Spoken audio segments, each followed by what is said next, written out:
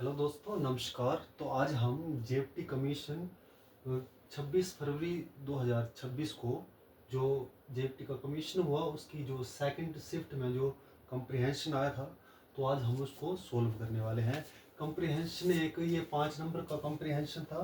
तो जिसको सोल्व करने पर अगर आप सही सोल्व कर लेते तो आपके 5 नंबर जो है वो पक्के हो जाते। कंप्रीहेंशन इतना डिफिकल्ट लेवल का नहीं था। तो आप कोशिश करें कि आप 15-20 कंप्रीहेंशन सॉल्व करके जाएं और अपना जो है वो इसको अंडरस्टैंडिंग को समझ के जाएं। तो अब हम स्टार्ट करते हैं कि किस तरह का जो है वो कंप्रीहेंशन था। ये एक over confidence often develops when individual over estimate there abilities and under estimate challenges beyond their control. ये बोल रहा है कि जब लोग जो है जो ओवर कॉन्फिडेंस करते हैं, है ना, तो क्या होता है वो ओवर एस्टिमेट कर लेते हैं अपनी क्या एबिलिटीज को, कि मतलब उनको एबिलिटीज को वो क्या कर लेते हैं, वो कुछ ज़्यादा ही आंक लेते हैं कि मेरी जो एबिलिटी है वो योग्यता कुछ ज़्यादा है। और जो चैलेंजेस है उनको कम समझ लेते हैं। तो चैलेंजेस को कम समझने से जो होता है वो क्या हो जाता है, वो उनको क्या होता है, वो उस चीज़ को अपना असेसमेंट जो वो गलत कर लेते हैं। This dis distorted self assessment को मतलब उन अपना जो सेल्फ असेसमेंट है उसको उसका अर्थ जो वो गलत आंक लेते हैं। और वही उसका जो गलत आंकने का वो can push people into situation for which they are unprepared. और वही जो अपना सेल्फ असेसमेंट जो गलत है वही उनको गलत सिचुएशन में क्या हो जाता है, डाल देता है। Increasing the likelihood of failure. और उसी की वजह से हम जो होते हैं फेल, हमारा जो है वो फेल होने का जो चांस है वो ज़्यादा हो जाता है। इसी तरह आप एग्ज़ाम में जाते हैं, एग्ज़ाम को अगर आप सोचने की ये मतलब इतना डिफिकल्ट लेवल का नहीं होगा, और जब आप एग्ज़ाम में जा रहे हैं तो वो आप इजी लेवल को सोच के वो डिफिकल्ट लेवल आ जाता, तो उधर क्या हो जाता है, आप क्वेश्चन को उल्टे सीधे कर देते हो। Excessive self belief frequently lead to risky decision. और ये बोल रहा है कि जब एक्सेसिव सेल्फ बिलीफ होता है, खुद का जो ज़्यादा ही आत्मविश्वास हो जाता है, तो वो उसकी वजह से क्या हो जाता है, हम गलत डिसीजन ले लेते हैं। As attention focus solely on efforts while external uncertainties are overlooked. और जब जैसे हम क्या करते हैं, हम रिस्क की डिसीजन लेने से क्या होता है, हम जैसे हमारा जो attention focus solely on effort, हम जब हमारा जो ध्यान है वो किसके ऊपर वो करता है कि हमारा एफर्ट कैसे है, हमारे एफर्ट अच्छे होंगे तो हमारा ध्यान क्या हो जाता है, अच्छा होता है। पर इसकी वजह से क्या होता है, while external uncertainties are overlooked. और इसके साथ साथ हम जो बारी जो चीजें हैं उनको क्या करते हैं, उनको नजरअंदाज करते हैं, ओवरलुक्ड करते हैं, ऊपर से देख लेते हैं ना। Living obstacles unforeseen. और हम अपनी जो बाधाएं हैं उनको हम अनदेखा कर देते हैं, अनफोर्सिन कर देते हैं। Managing over confidence requires conscious effort. और जो ओवर कॉन्फिडेंस को मैनेज करने के लिए क्या होता है, हमें एक सचेत माइंड की जरूरत होती है। और अपना खुद का भी सेल्फ है जो अपना अवेयरनेस होनी चाहिए कि मैं कितने भाई पानी में हूँ। Seeking advice from knowledgeable and objective individuals help broaden perspective। अब ये बोल रहे कि अगर हम किसी अच्छे जो है वो नॉलेज वाले इंसान से जो है वो और मतलब ठीक नॉलेज वाले इंसान से हम सलाह ले लेते हैं, तो उसकी वजह से हमारे जो पर्सपेक्टिव है वो वाइड हो जाते हैं, मतलब अच्छे हो जाते हैं, बढ़ जाते हैं हमारे। और प्रिवेंट इम्पल्सिव चॉइसेस। और जब हम जोश जो इम्पल्सिव चॉइसेस क्या होती हैं, कई बार क्या होता है, हम जोश जोश में क्या हो जाता है, हम गलत डिसीजन ले लेते हैं, पर यह हमें पता नहीं होता कि हम वो जोश में कर रहे हैं, और बाद में हमें होश जब आता है तब देरी हो गई होती है। Equally important is the willingness to accept mistake. और इसकी बोल रहा है ये इतना इम्पोर्टेंट है कि जिस तरह से हम अपनी गलती को मानते हैं उसी तरह ये इम्पोर्टेंट है। विच एलोज टाइमली करेक्शन एंड लर्निंग। और जिसकी वजह से हम टाइमली जो होते हैं अपनी जो गलती है उसको सुधार लेते हैं और सीख लेते हैं। Modesty plays a crucial role in maintaining balance, encouraging realistic evaluation of both strength and limitation।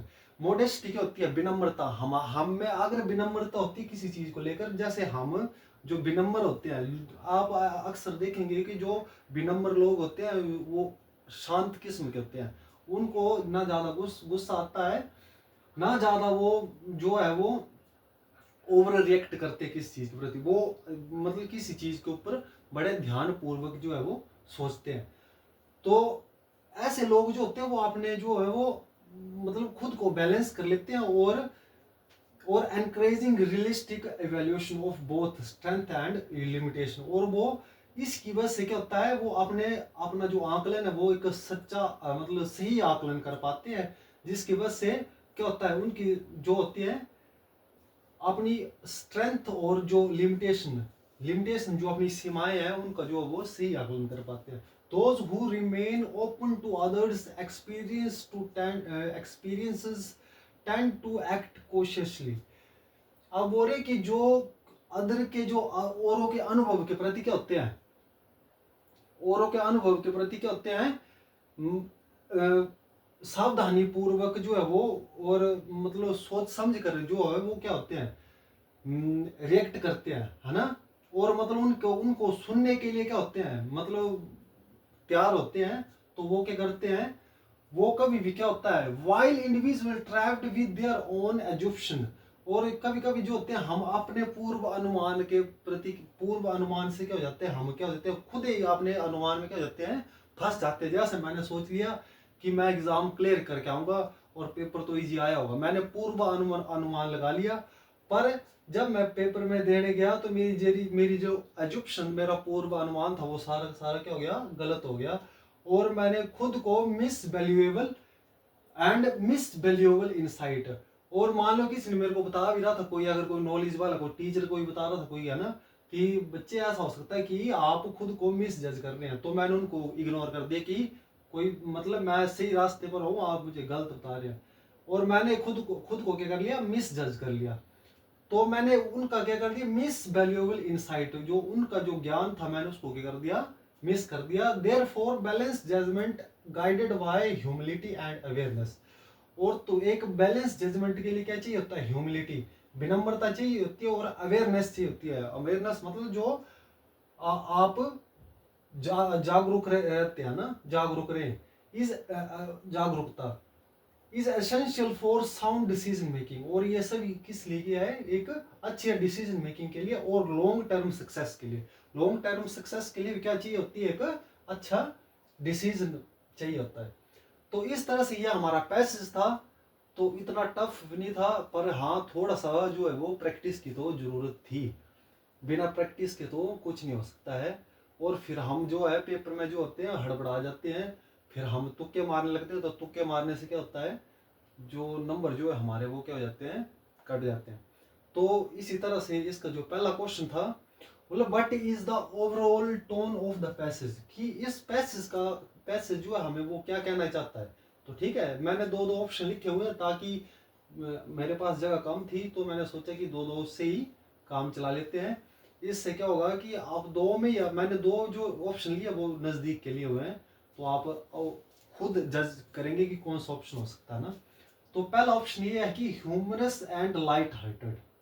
मैं इसका मीनिंग बता दूंगा, आपने खुद एनालाइज करना खुद का। ह्यूमरस क्या होता है, विनोद प्रिय, है ना, मतलब खुश। और लाइट हार्टेड क्या होता है, ये भी लाइट हार्टेड होता है कि मतलब इसका मतलब ही खुश होता है, आप प्रसन्न है, ठीक है। तो ये तो पैसेज की टोन है या नहीं आप खुद बताएंगे। और इंस्ट्रक्टिव एंड क्वेश्चनरी, इंस्ट्रक्टिव होती कि कोई शिक्षा मिल रही है इससे, है ना। और क्वेश्चनरी क्या होता है कि कोई हमें किसी चीज के लिए हमें जागरूक कर रहा है या कोई चीज के लिए सावधान कर रहा है। तो आपने खुद जजमेंट कर ली होगी। तो हमारा जो इसका सही आंसर है वो सेकंड है, इंस्ट्रक्टिव एंड क्वेश्चनरी। इसलिए क्योंकि ये हमें पैसेज बता रहा है कि हमें इस पैसेज से हमें कुछ सीखने के लिए मिल रहा है, कोई शिक्षा मिल रही है, और उससे हमें सावधान करने के लिए बता रहा है कि हम जो है वो फ्यूचर के लिए हम किस तरह से अपना खुद का सही एनालिसिस करके हम सावधान हो सकते हैं। और सेकंड क्वेश्चन है हमारा, सेकंड क्वेश्चन बता रहा है कि what happen when someone focus only on their efforts. अगर आप क्या करते हैं, आप खुद के एफर्ट्स के ऊपर ही फोकस करते हैं तो उसका नुकसान है या फायदा है? तो जो हमारे ऑप्शन है वो बता रहे हैं दे डेवलप स्ट्रोंगर डिटर्मिनेशन।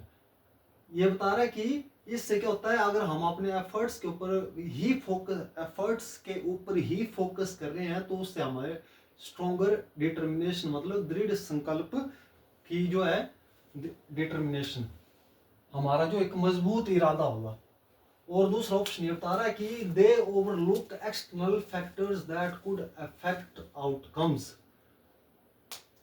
ये दूसरा ऑप्शन ये बता रहा है कि अगर हम अपने एफर्ट्स के ऊपर ही फोकस कर पाते हैं तो हम ओवरलुक मतलब एक्सटर्नल फैक्टर, हम अदर जो बाहरी तत्व है उनको हम क्या करेंगे, नजरअंदाज करेंगे, दैट कुड अफेक्ट आउटकम्स। और जो हमारी जो आउटकम्स जो रहती है, जो हमारा जो बाद का जो परिणाम होगा उसको हमें अफेक्ट करेगा। तो ये इसका ऑप्शन जो है वो सेकंड है, क्योंकि जब हम अपने एफर्ट्स के ऊपर ही फोकस करते हैं और बाहरी तत्वों को हम क्या करते हैं, नजरअंदाज करते हैं, तो हमारी कहीं ना कहीं कई बार क्या होता है, हम गलत उसमें चल जाते हैं ना, हम एक गलत एजुप्शन लगा लेते हैं जिसके कारण हम बाहरी तत्वों को नजरअंदाज करने की वजह से हम जो होता है वो उसको क्या कर देते हैं, मिस कर देते हैं, अपनी मतलब सफलता को क्या कर देते हैं हम और पीछे ले जाते हैं। What can be inferred about people who refuse to seek advice? बोले कि पैसेज में क्या बता रहा है कि जो लोग हैं वो अगर किसी दूसरे की एडवाइस लेने से मना करते हैं तो उसका मतलब क्या इफेक्ट पड़ता है। तो दे आर ऑलवेज कॉन्फिडेंट, या तो वो क्या मतलब कॉन्फिडेंट है ना, आत्मविश्वास पूर्ण है, या तो they may miss important perception and make poor decision. और दूसरा कि हो सकता है कि वो मतलब इंपॉर्टेंट जो पर्सपेक्टिव है, जो और लोगों के जो इंपॉर्टेंट जो मतलब उनकी जो सलाह है उनको मतलब मिस कर सकते हैं, एंड मेक पुअर डिसीजन, और हो सकता है कि उनकी डिसीजन गलत हो जाए। ठीक है, तो उसका ऑप्शन सेकंड है, मतलब हम पैसेज के अकॉर्डिंग चल रहे हैं ना, तो ये हमारा ऑप्शन क्या हो जाएगा, सेकंड ऑप्शन ठीक हो जाएगा, क्योंकि हम गलत डिसीजन ले सकते हैं उनको उनकी सलाह को ना मान के। Antonyms of the word modesty, modesty का जो है, मोडेस्टी का मीनिंग क्या होता है, मोडेस्टी का मीनिंग होता है विनम्रता, और इसका हमें एंटोनिम्स बताना है।